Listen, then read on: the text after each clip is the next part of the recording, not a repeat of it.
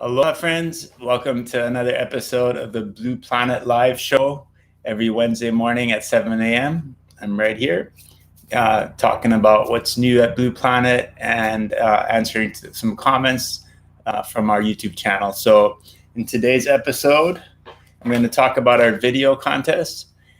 We've been running a video contest since the beginning of June, and we've been posting some video submissions on an almost daily basis. So I think we have like 45 entries or something now, and they're all on the Blue Planet Surf YouTube channel. I put a link down below to a playlist of all the video contest entries. I'm going to talk about that a little bit, and then also getting into questions from viewers on our YouTube channel.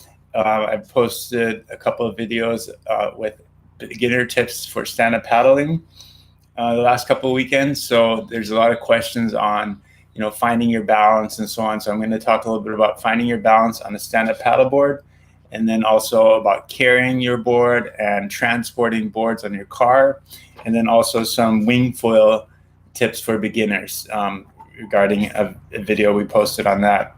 So so let's get into it. And then of course, I'm always welcoming comments here on the live feed. So in the chat, just post your comments and questions and I'll respond to that.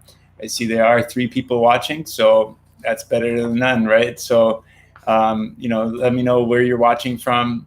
Always stoked to see people joining me for the live show. So let's get started with the video contest. So we've had, like I said, over 40 entries, and we're still open for entries till the end of the month. And the way we're going to judge these is we're going to pick the top 10 videos by popularity. So we're going to choose the top 10 videos by how many views and how many thumbs up they got. So I'm going to go over kind of the list of videos right now that have the most likes and views. One is number 6, has wing foiling on the beach on a mountain board. That one's gotten 43 thumbs up. That's a good one. Number 9 is showing some wing foiling sessions. That one was the most popular one so far with 157 thumbs up. So that one got a lot of views and likes. Number 12 is another wing foiling video from Switzerland, wing foiling on a narrow river, going back and forth under a bridge with some thermal winds. That was a cool one. 49 likes on that one, thumbs up. So good one. And number 14 had 45 thumbs up. That was Ocean Rhythms with some really nice footage of wing foiling on Kauai. So the wing foiling videos have been really popular. And then another standout was number 34, where that was sailing on a catamaran in the waves.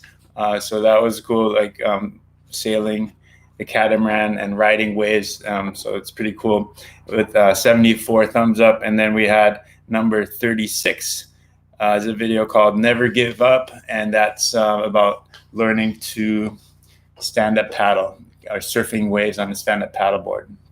All right. So those are just kind of a rundown. And if you haven't checked them out, have a look at the videos, give the ones you like a thumbs up, because that helps the people who submitted them to get into the top 10, and then we'll make kind of the selection. Tyler's the one who helped me post all these submissions, and the 2 of us together are going to choose the winner of the $2,000 prize on August 14th. So stay tuned for that. I see Jason Hall joined me here from Maui. Thanks, Jason. Welcome to the show. And I think looks like we got 8 people watching. So let me know where you're from, where you're watching from. And if you have any comments or questions, just post them right here. So I'm going to start off with, I'm going to start off with some questions about balancing on the stand-up paddleboard, because last week I've gotten a lot of them. And, my passion's been mostly wing foiling, and I'm really into wing foiling right now. And that's posting a lot of videos on that. But the Blue Planet Surf YouTube channel traditionally has been a lot of stand-up paddle instructional videos, which are still the most popular by far on our channel. And whenever I post on stand-up paddling, they're always popular, and we get a lot of questions from kind of beginners that are struggling. So I think it seems to be a very common issue that people that get into it find it harder than they thought it would be to stand up and balance on a stand-up paddleboard. And I think all of us more advanced watermen have been through that, and we realized that, especially learning a new sport like stand-up paddling, your skills from other sports like surfing or windsurfing or snowboarding, whatever, don't necessarily translate into stand-up paddling, because you're standing with your feet more parallel and that balancing while you're standing still on the water. It's a little bit different than all those other sports. So it does take a little bit of practice to get used to that, and it's not something that comes instantly. But and we have Paloma joining us from Argentina. Welcome. All right, Argentina in the house. So one comment here was from Giobemo. He says, I've been out a few times and still can't stand without someone else on the board stabilizing it with their weight. Is this something like riding a bike where once you get the feel of it, you're good and it's easy and relaxed and your chances of falling in are really slim? Or are you always and forever battling the board not fall in the drink, and one slight wrong weight shift will always slam you into the water? So I would say the good news is that, yes, you do get used to it and it becomes comfortable and enjoyable, and don't worry, it's not always going to be a struggle. So, but it does take some practice, of course. So I just posted that video called Stand Up Paddleboarding for the Complete Klutz. And I called it that because when I was young, I was definitely very uncoordinated, and I bought this book called Juggling for the Complete Klutz, and I was able to learn how to juggle. And then that kind of taught me, just that I can learn a lot of skills just with practice. So it takes practice, it takes repetition, it takes tenacity and all that, a little bit of grit. But if you do put your mind to it and you keep practicing, you will get good at it. And, but get good instructions and get someone to help you. And you shouldn't need someone else on the board stabilizing it for you. You should be able to do the stabilization by yourself. So, and a couple of pointers for the beginners, definitely watch that video where I really go in depth with balance tips and standing up. Have some forward momentum, find your balance on your knees first, and then stand up. And then as soon as you stand up, make sure you look forward. Make sure that's probably the most common thing that I see when people struggle with balance is they're looking down at the water, they're looking down at their board or their paddle instead of looking forward. So if you're looking down and you're thinking about how you're going to balance the board, it's not going to work. You're going to end up falling in the water or falling on your board, which is worse. You don't want to fall on the board, obviously. You want to fall on the water. Water is soft and the board is hard and you hurt yourself. So looking forward and letting your body do the balancing. The balancing comes from your nervous system. It's not your brain. Your brain is too slow to tell your legs how to balance. You got to just let your body figure it out and just relax and let your lower body do the balancing. It's fine adjustments, not like big adjustments. So those are my pointers. I hope that helps. And then just, practice and repetition. And the more you do it, the better you're going to get. And another important point is have the right equipment. So for a bigger, heavier person, you need a bigger, wider board. Someone that has more skill can go on or a lighter weight person can go on a narrower board. And as you get better, you can also use a narrower or a smaller board. And the other really important thing is the conditions. You have to, the conditions make a huge difference. If you have nice, calm, smooth water, it's going to be much easier to balance than on a rough day with wind and chop. So those are my pointers for that. Okay, so another comment was regarding carrying the board. He's saying, would it be safer to transport the board with the fin in front of you instead of behind you, protect your people from the sharp fin? So yeah, I think that's kind of a good point. And I got Mark from Chicago. Welcome, Mark. Thanks for the comment. And everyone else too watching, please let me know where you're watching from. It's so cool to have a global audience. We got Maui, Argentina, Chicago so far. And I just enjoy having that interaction with the audience. So that's why I'm doing the live show, and that's why I'm enjoying this more than just talking to the camera. So anyways, so Romano asked, should you transport your board carrying it with the fin forward? Is that safer? Or he thinks it would be safer because you have a better view of the fin in front. And I agree with that. And there's actually a place on Oahu here where we, Diamond Head, where there's a narrow path where you have to walk, and some people walking down, some people walking up. So it's pretty narrow, and people will pass pretty close to you. And so the fin is a concern for sure. And it's always one of those things that I think about. And like for me personally, I found the best way for me to carry the board is with the fin point in the back and pointing towards me. Like when I'm carrying it, the fin is pointing behind my back, and then I walk on the right. So then that way the fin is on the side where people on the opposite side from where people are passing. But if you have the fin forward, you can do the same thing, carry it with the, facing the other way, or just facing the side where you're not, where the, past people with the side that the fin is not on. But one thing that you want to consider if you're holding the fin forward is that the fin's trailing edge is much sharper than the fin's leading edge. So if you have the fin behind you and you bump into someone, it's less likely to hurt them than if the fin's forward and you're running into them with that sharp end of the fin. So if you have the fin forward, just be extra careful, especially on a windy day, because sometimes the board can get like blown around and stuff and unexpectedly. So if someone's coming towards you and you have that fin in the front, it's kind of a dangerous weapon. So just be really careful. I mean, either way, you want to be careful, but ideally hold the fin so it is away from anybody passing you, past people, so the fin is not facing them, whether you're forward or backward. Okay, I got some more comments here. Dr. Lyle from Pensacola, Florida. Good afternoon. I transitioned from windsurfing as a kid to kiteboarding and now wing foiling at 56. Amazing new sport. Fanatic Skywing 5.5, Ozone 4 and 6, Infinity 99. Awesome, Dr. Lyle. Cool to hear.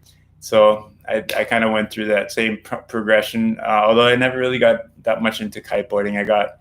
For me, it was windsurfing and surfing, and then stand-up paddling, and now, first stand-up foiling, and then wing foiling. So, and now I just love wing foiling, can't get enough of it, and it kind of spoils you. Like Jason was saying last time, it's hard to go back to like paddling back out to the waves when you get used to just having that wing and having that Uber ride back out to the surf and just being able to just make circles and catch waves nonstop. And we've had some awesome days here the last few days where the wind's been just really nice and strong and steady, and nice South Shore swells.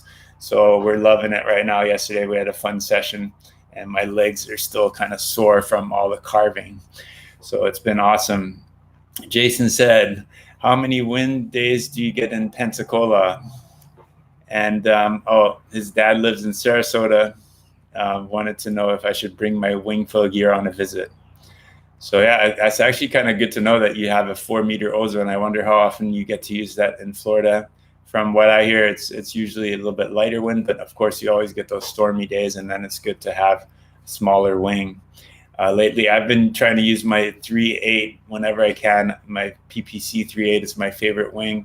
I should probably get a 2.8 for some of those really windy days, but the 3.8 is pretty powerful, and I'm actually able to get it going in relatively light wind as long as there's a little bit of gusts, at least like 15 knots or so in the gusts, and I can get it going.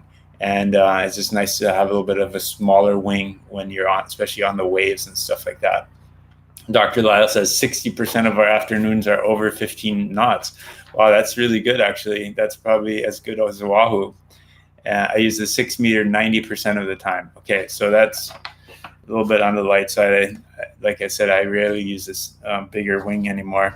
I just got used to using a smaller wing, but it is a little bit more work to get going for sure on a smaller wing. Okay, so here's another comment from the YouTube channel. From one of the videos I made about transporting boards, strapping boards to your car. He's asking, for a long trip with 2 boards, would it make sense to put both in board bags or just strap them with fins on, no bag? So, I mean, if you have a board bag, and another thing that's important is to have a board bag that fits well, so it doesn't flop around a lot. It's a well designed board bag that fits on the board that you have. Like sometimes people use a board that's kind of bigger than the board and it flaps around a lot. In that case, I don't recommend it. And for me personally, I don't like to use board bags. It's just like more work putting the board in and out. And then if it's wet or sandy, then you have to like take it back out and let it dry because you don't want to put it away wet in the board bag and so on. So usually I don't use board bags on my boards. I really only use it for traveling.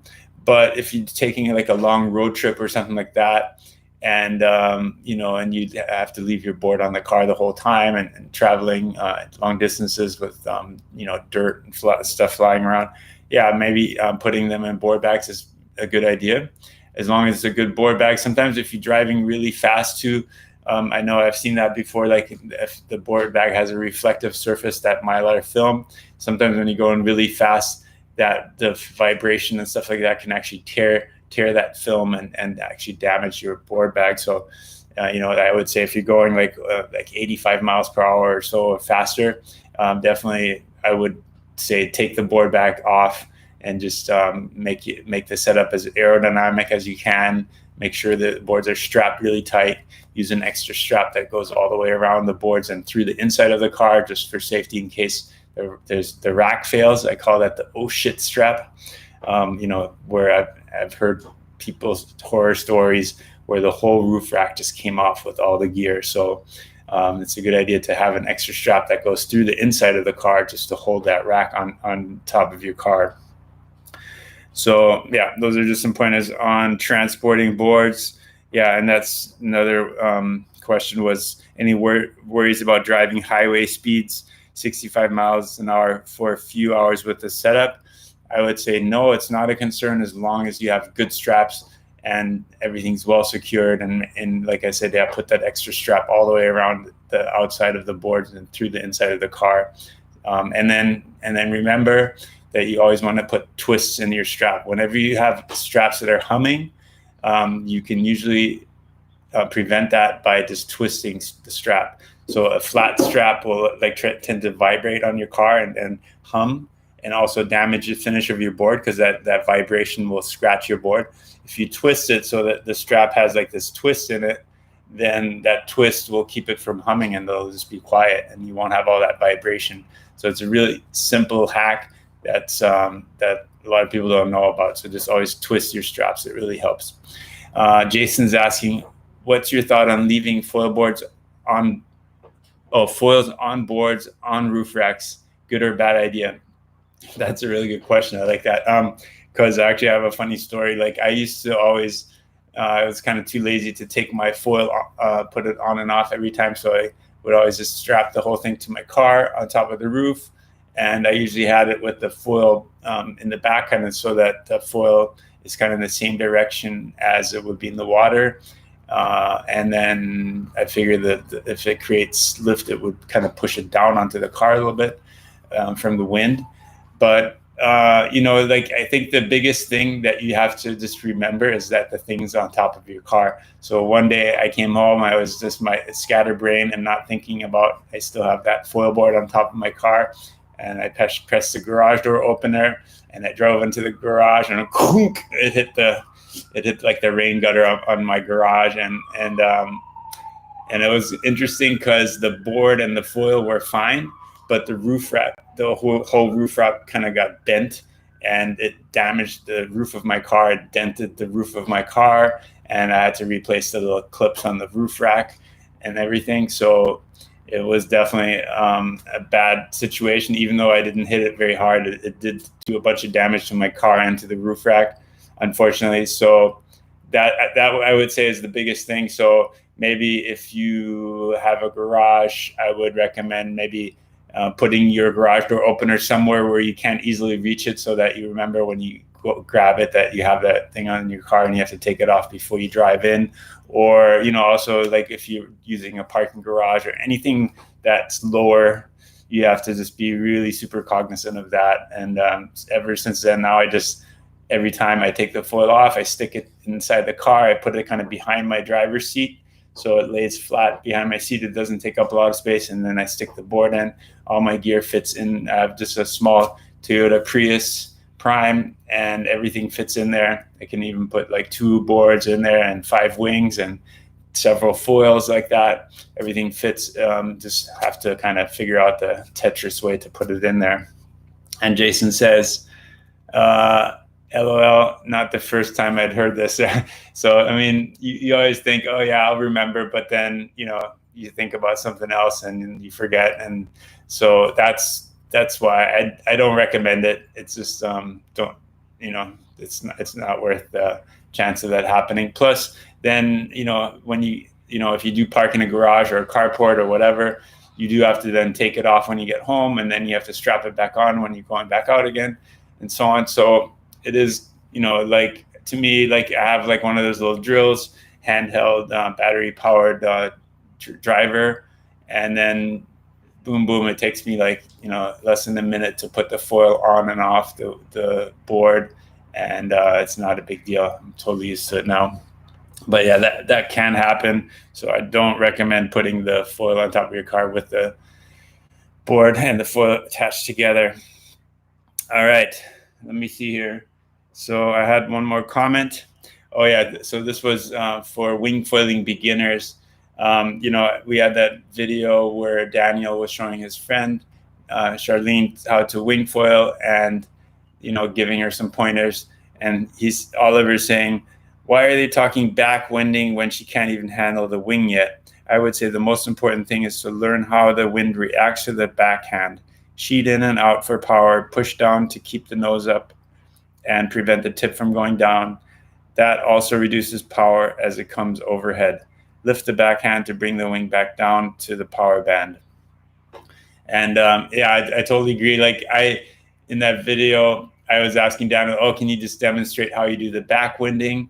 And that obviously that was not for beginners. That was meant more for people that are trying to learn that trick, how to backwind and how to hold the wing when you're backwinding, while he was on the beach showing the wing handling. But that's not something that we recommend for beginners. Obviously, in the beginning, you just start with wing handling on the beach and practice your jibes going back and forth. But it's really, really helpful to practice it on the beach. And like he's saying, using your backhand to control the height of the wing. And I would say it's not just the backhand moving up and down, but kind of more rotation. The front and the backhand work together. So if you want the wingtip to come up, you got to push down on the backhand and lift up on the front hand. And if you want to get into the power zone, you kind of lift the backhand and drop the front hand. So it's kind of both hands working together. But definitely that is probably the hardest thing to learn in the beginning, is controlling the angle of the wind, the wing, keeping the wingtip low to the water so you can generate power forward, have the wing pull you forward, not just up, because if you just have it over your head, it pulls you up. But what you want to do is bring it low to the water so it pulls you forward, but not so low that it touches the water and drags. And that's probably the hardest thing to learn in the beginning for beginners, is just having that fine control of the angle of the wing, and then using the backhand to sheet in for more power and sheet out if it's too much, So those are just kind of some small things to learn as a beginner. And the more you practice, obviously, the better you're going to get. Okay, and I think that's about all I got right now. Graham from Virginia is here. Thank you, Graham. And I just finished the P-SUPA class. The last 2 weekends, we did a stand-up paddle instructor training class, and some of the YouTube people were part of that too. So it's cool. David Velasquez, who always loves to comment and on YouTube has been part of some of these live shows, was part of the class. So it was great to meet him in person on Zoom, I guess. He's from Texas. But today we're going to do the in-person training on the beach. And I'm going to have some new graduates for stand-up paddle instructor training.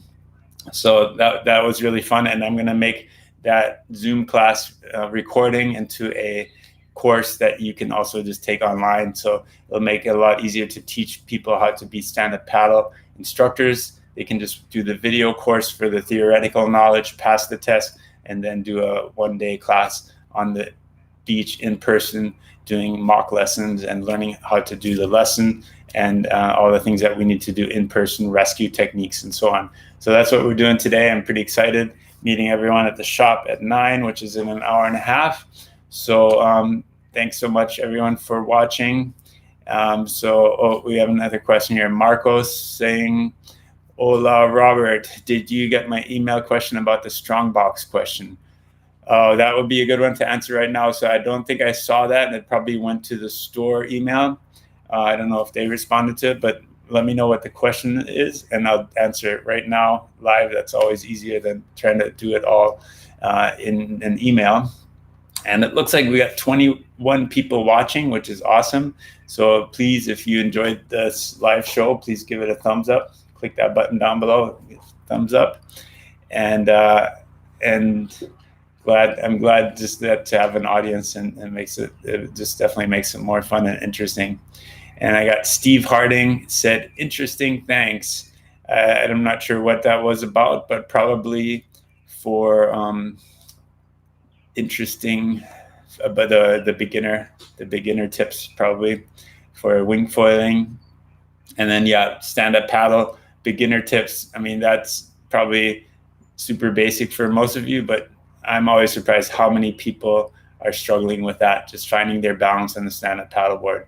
And my biggest tip is focus on looking forward and not looking down. That's how you find your balance. And I mean, I think it kind of can happen to anybody, really. If it's easy to lose your balance. So sometimes, like when we do downwinders or something like that, you fall in once, you get back on and quickly jump back up, and then you just fall in again right away. And it's hard sometimes to find your balance and just get your sea legs back. Definitely in the rough ocean, you just got to be in tune with that momentum and the movement and the sideways currents and chop coming from the back that you can't see. And if you don't have that, those sea legs and that balance, then it's just really hard to make anything happen. So sometimes you just kind of take some deep breaths, relax a little bit, and just let your body handle the balancing. It's not something that your brain can control.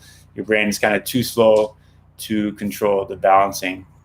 But Marcos, I don't know if you can post that question right here. Otherwise, I'll look for your email and try to answer it. The Foil Strongbox is like a box that has both the tracks, the US box tracks, and a total box in the middle. Everything's one piece with a PVC box around it and a carbon stringer and a carbon plate. So it's like probably the strongest system for installing a foil in your board. It connects to the bottom layer of the board and the top layer of the board.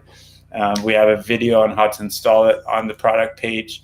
It's also available on Amazon, and we have it in some of the international markets as well available. I think we have it in Australia on Amazon and in Europe.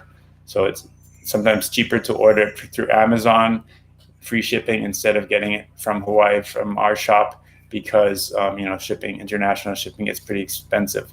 But okay, here's Marcos. He's saying, "I'm going to install your Strongbox on a starboard Formula X186. Use the board for beginning and then cut the board down from 8.6 to 5.6. Okay, so I guess you're probably planning to install that box pretty far forward so you can cut off the tail, I'm assuming. And that's actually something I was going to do too. At one of my first foil boards, when I learned how to downwind foil, I put a box in, or had my friend install a tuttle box into a 12.6 downwind board, like one of our bump surfers, 12.6 downwind boards. And I put it maybe about 1/3 of the way forward, like, so 2/3 was in front of the box and 1/3 of the board was behind the box, so pretty far forward. And then that way the foil was kind of more or less under the middle of the board, and as you get enough speed, you're able to, from the position you're standing in when you're basically surfing on the bump, you're able to lift that board up. And having a longer board definitely makes it easier to get some speed going and get some speed, and then lift up that board with from the speed But the problem is that longer board really keeps you from being able to control the foil very much. It's hard to pump. You can just do like these little up and down pumps, but you know, as soon as you drop the nose or you don't have the board exactly level, it'll touch the water. So I found using a shorter board definitely worked better, and I didn't have the heart to just cut off the tail on that 12.6 race board. So I sold it to someone that you just use it for the same use, and you can still use it as a regular stand-up paddleboard as well. So, but I know that, you know, when Connor and I think Connor Baxter was talking about, like they started with a long board and they just kept chopping it off with a saw and made it smaller and smaller, and then they realized, you know, smaller is better. But ideally, you know, instead of chopping down your perfectly good formula board, you might just want to get a smaller stand-up paddleboard. Anyway, that's kind of what I'm thinking. And if your board is too thick, like the foil strongbox is, I think, I'm not sure exactly, I think it's like almost 4 inches thick. So if the board is more than those 4 inches thick of the box, what you then have to do if you want to use the Tuttle is basically extend the box a little bit, so you can put like little tubes so you can get the screws into the Tuttle box. If you don't need the Tuttle box, you can also just install it and then maybe put another piece of high density foam on top to fill the gap. But definitely you want the box to be connected not just to the bottom layer of your board, but also to the top layer. So the box is connected on top and bottom. It's going to make it way stronger. And people don't realize how much force goes into those boxes. So installing 2 US boxes, just like you would install on a surfboard, a fin box on a surfboard, it's not going to be sufficient. You need to have a way stronger setup for foiling than for regular fins. Okay, let me check here the comments. So Marcos was saying, I was hoping to whack the nose off, not the tail. Okay, so that is, I'm not sure about that, because if you hack the nose off, you don't have that nose rocker, the scoop, and you just have a square nose. And so if your nose comes down and you hit the water, you're going to have like a square end hitting the water and not enough scoop to kind of push it back up again. So I don't know how well that's going to work. I think cutting the tail off is the safer way to go. But, you know, I guess either one works. I know back in the first battle of the paddle, I had a friend who had a 14-foot race board. At the time, they didn't have that many options for race boards, but he had a 14-foot race boards, and you had to have a 12.6 board for the battle of the paddle, the very first battle of the paddle. And so what he did is he just used a hacksaw and chopped off that nose, cut 1.5 feet off the nose to have a 12.6. And I guess it worked, and it was fine. So but, you know, having a square nose, I mean, there's a reason why you want to have a pointy nose with scoop pointing upward when you cut that all off. When you have the chop hitting the front of the board, then it's just hitting that square nose, and it's not a very efficient way to go through the water clearly, right? Okay, so Graham says, I love my lockable Inno board rack. Makes loading and unloading super fast. Yeah, those Inno board racks look pretty cool. I've checked them out, and I thought about carrying those at our shop. We don't have those right now, but there's some really cool rack systems that make it easy to lock and unlock the boards. But then again, if you have straps, I mean, because sometimes like I transport like up to 10 boards at a time on my car and another 10 on the trailer. So we have like this little Yakima rack and roll trailer, aluminum trailer that's really small and lightweight. It attaches to the back of my Prius, and with that on it, I can transport a total of 20 boards, 10 on my car, 10 on the trailer.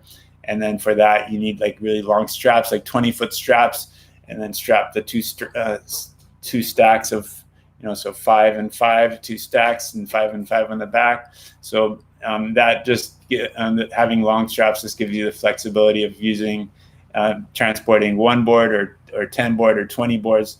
So more flexibility. But if you're always only transporting 1 or 2 boards, then having like a rack, a quick locking rack system like the Inno racks is a good idea. And Graham says, I will run my full setup on roof for shorter runs on the highway. So yeah, I mean, like I said, I used to do that too, but there is that risk of forgetting that you have it on there. And then when you get home, if you're just parked outside, then I guess it's not so much of an issue. But either way, you probably have to take the board and the foil off the car when you get wherever you're getting to, because you don't want it just sitting outside. Okay, Marco's saying the tail is 5 inches thick and stepped deck, so it's rather keep the tail. Okay, so he wants to keep the tail but cut off the nose. So I don't know if that's going to work well, but I mean, you don't necessarily have to chop your board off. I mean, just try to use it full length. But I would, like, for wing foiling, the foil box is usually really close to the tail of the board, way in the back, and then you're standing way in the back, and you have the wing and the sail in the front of, you can kind of push down on the nose with your wing, with your sail on the mast track. So you're standing much further back than you would when you stand up foiling, for example, or wing foiling even. So for wing foiling and stand up foiling, you want that box further forward for sure. You want it like where you can stand on it, balance on it. And that position is where you want to also be able to foil. You don't want to have to move back to lift the foil up out of the water, if that makes sense. Okay, Graham says, get a good mini ratchet tool too to go with the impact drill for finishing and undoing the screws. Mini ratchet tool, yeah. I mean, I guess that's a good idea. I mean, I find the impact driver works pretty well. Like when, I just tighten and loosen it with the impact driver. Obviously, you don't want to over tighten it, but definitely don't want to under tighten it. If the screw is not super tight, it can kind of, the plate mount screws can kind of loosen up a little bit, and that's like the worst thing if you have to end your session because a screw comes loose, right?